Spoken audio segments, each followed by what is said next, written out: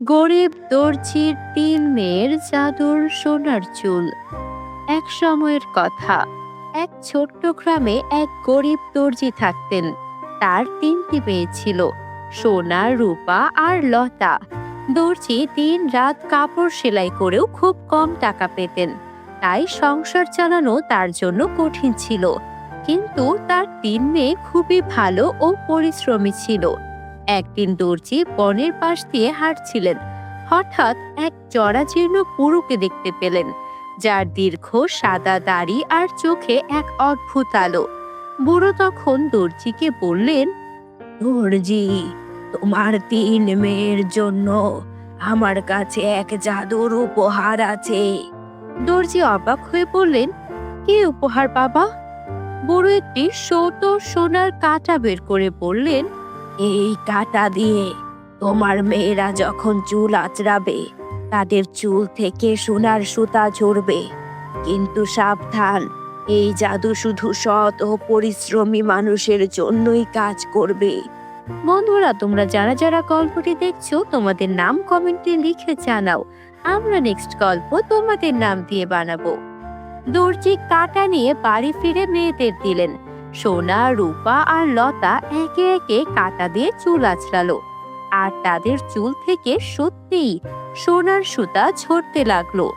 দর্জি তখন আনন্দে কাঁদতে লাগলেন, কারণ এখন তার দারিদ্রতা দূর হবে।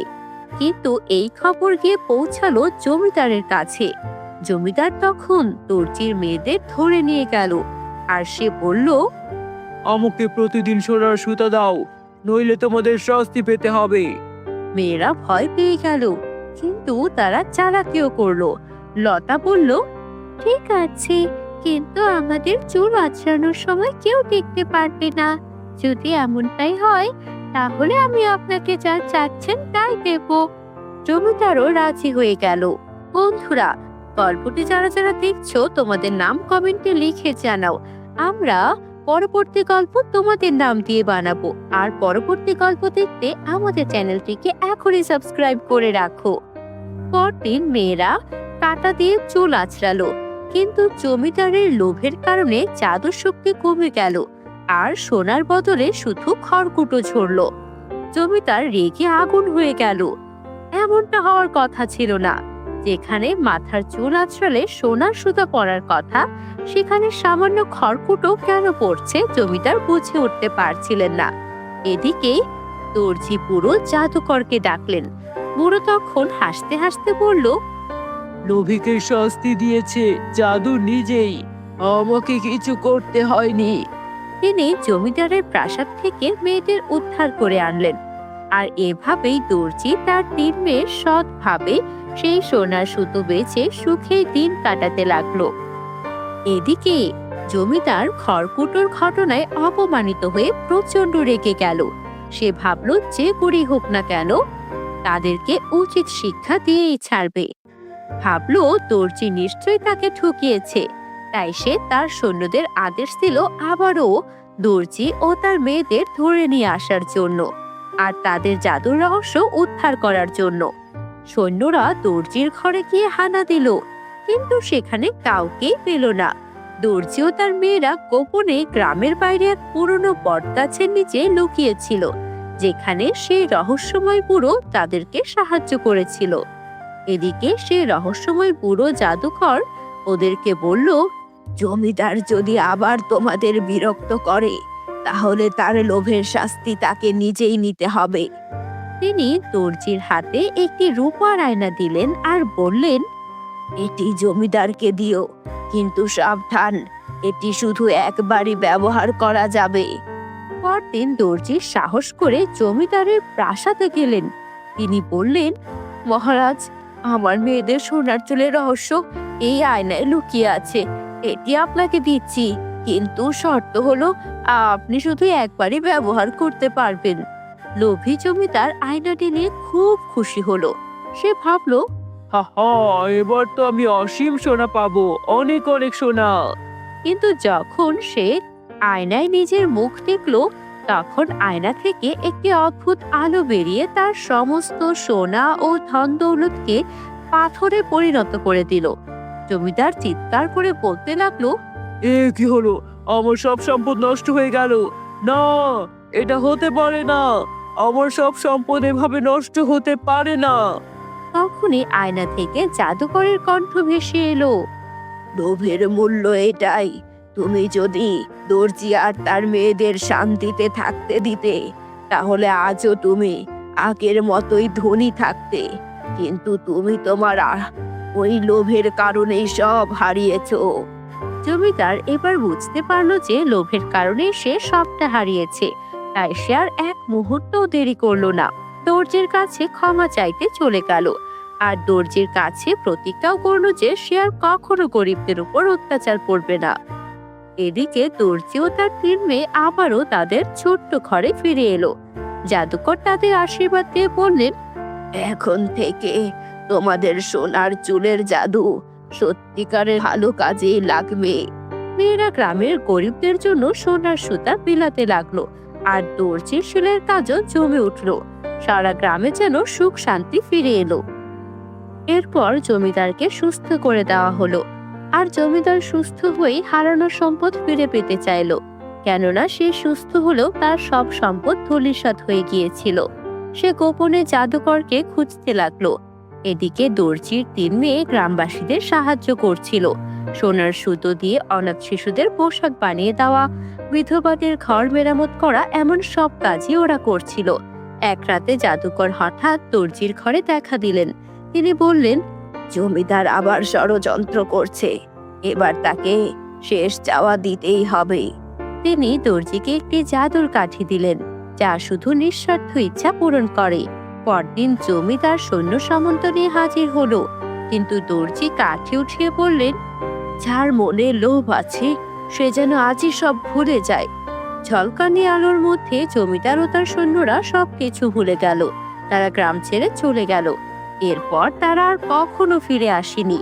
জাদুকর শেষবারের মতো দেখা দিয়ে বললেন, এখন থেকে এই জাদু শুধু তোমাদের সন্তানদের মধ্যে থাকবে, যারা মানবতার সেবা করবে।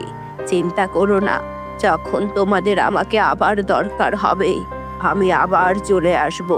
তুমি আর তোমার মেয়ে সবাই তোমরা ভালোই থেকো।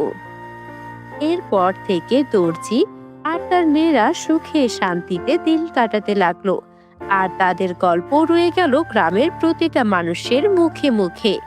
বন্ধুরা, আজকের এই গল্পটি ভালো লাগলে একটা লাইক করে দিও। আর আমাদের চ্যানেলে তোমরা যদি একদম নতুন হয়ে থাকো, পরবর্তীতে এমন সব জাদুর মজার মজার গল্প দেখতে আমাদের চ্যানেলটিকে সাবস্ক্রাইব করে দাও।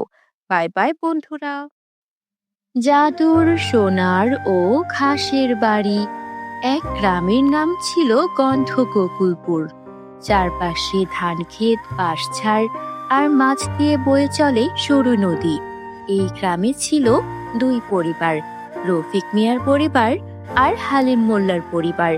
কিন্তু 2 বাড়ির অবস্থায় ছিল ভীষণ করুণ। রফিক মিয়ার ঘরের ছাউনি ছিল ফুটো, বৃষ্টি এলেই পুরো ঘর ভিজে যেত। আর হালিম মোল্লার পরিবারে এত লোক, ঠিক মতো তাদের খাবার জুটত না। গ্রামের মানুষজন এই 2 পরিবার নিয়ে হাসাহাসি করত, কারণ 2 পরিবারের অবস্থায় ছিল খুবই করুণ। তাদের এত কষ্ট দেখে তাদের করুণার জায়গায় উল্টো হাসিই যেন পেত। একদিন রফিকের মেয়ে মুন্নি কাঁদতে কাঁদতে বলতে লাগলো, আব্বা, আমার শখ ছিল বিয়েতে একখান ঘর সাজাবো নিজের মতো করে, কিন্তু আমাদের তো ঘরই নাই। তাহলে আমরা বিয়েতে কি করব? আমার বিয়ের সময় কি আমাদের বাড়িঘর সাজানো হবে না? আমার বান্ধবী সুজিনার বিয়েতে ওদের বাড়ি পুরো লাল নীল বাতি দিয়ে জ্বালিয়ে কত সুন্দর করে সাজিয়েছে, আর আমাদের এখানে ঘরই নেই। আমরা এত গরিব কেন আব্বা? রফিক মিয়া দীর্ঘশ্বাস ফেলে বলল, মারে, তোর বাবা তো অনেক চেষ্টা করছে, কিন্তু আমি তো সব হারায় ফেলছি। এই ঘর একদিন ঠিকই ভাঙবো, আর সবই আবারও আগের মতো করে ফেলবো। মা, একটু ধৈর্য রাখ। বন্ধুরা, তোমরা যারা যারা গল্পটি দেখছো, তোমাদের নাম কমেন্টে লিখে জানাও। আমরা নেক্সট গল্প তোমাদের নাম দিয়ে বানাবো। অন্যদিকে হালিম মোল্লার ছেলে সাব্বির বলল, আম্মু, আমার বিয়েতে তো মেহমানরা বসবে না ঠিক মতো এমন ছনের ঘরে। আমি বিয়ে করলে আমার বন্ধুরাই বা কোথায় এসে বসবে? বিয়ের সময় কি আমিও এভাবে এই ভাঙা ঘরে বসবো? আম্মু, তুমি কিছু করো, আমি আমার বিয়েতে কিন্তু এভাবে থাকতে পারবো না। তখন মা বলল, বাবা দোয়া কর, কোনোদিন যেন খালি হাতে না ফিরিস। তোর জীবন একদিন সব ঠিক হয়ে যাবে। তুই অনেক সুন্দর জীবন পাবি বাবা, একটু ধৈর্য ধর।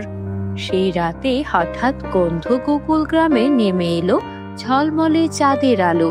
গ্রামের মাঠে এক ঝলঝলে আলোয় দেখা গেল দুই পরী। একজনের হাতে ছিল সোনার বালতি, আরেকজনের হাতে ছিল ঘাস ভর্তি ঝুড়ি। পরীরা তখন ওদের কাছে এসে বলতে লাগলো, তোমাদের দুটি পরিবার অনেক কষ্টে থাকো, কিন্তু তোমরা সবসময় একে অপরকে সম্মান করো।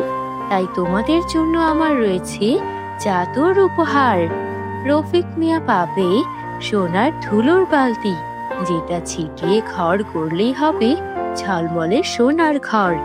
আর হালিম মোল্লার পরিবার পাবে জাদুর ঘাস, যেটা দিয়ে বানানো ঘর গরমে, ঠান্ডায় আর বৃষ্টিতেও একদম শুকনো থাকবে।